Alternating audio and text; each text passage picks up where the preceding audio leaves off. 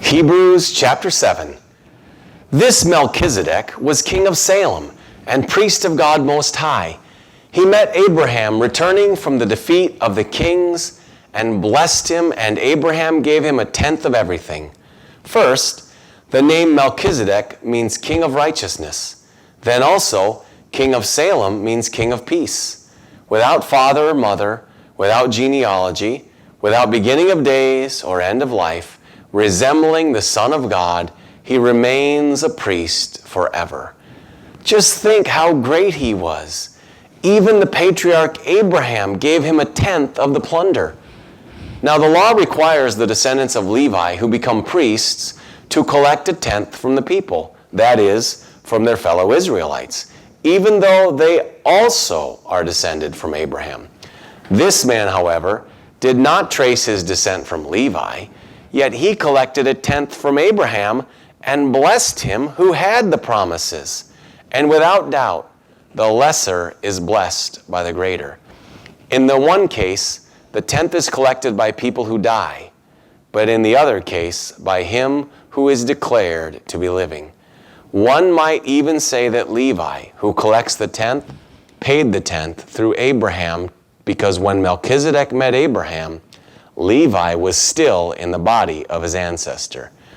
If perfection could have been attained through the Levitical priesthood, and indeed the law given to the people established that priesthood, why was there still need for another priest to come, one in the order of Melchizedek, not in the order of Aaron?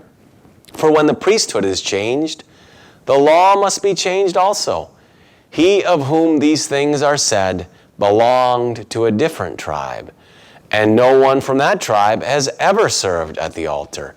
For it is clear that our Lord descended from Judah, and in regard to that tribe, Moses said nothing about priests.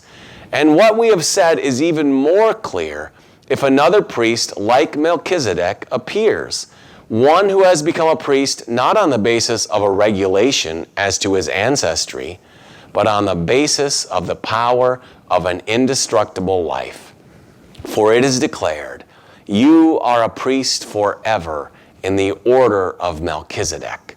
The former regulation is set aside because it was weak and useless, for the law made nothing perfect, and a better hope is introduced by which we draw near to God.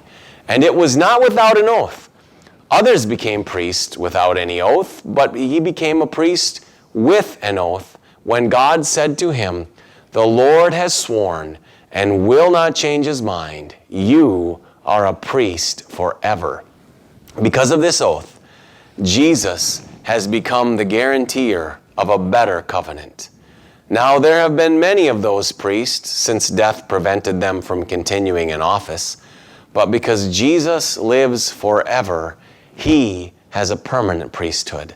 Therefore, he is able to save completely those who have come to God through him, because he always lives to intercede for them.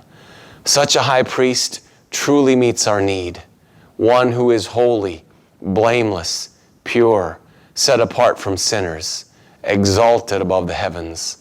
Unlike the other high priests, he does not need to offer sacrifices day after day, first for his own sins and then for the sins of the people. He sacrificed for their sins once for all when he offered himself. For the law appoints as high priests men in all their weakness, but the oath which came after the law appointed the Son, who has been made perfect forever. Join us tomorrow when we hear about the new covenant of the new high priest.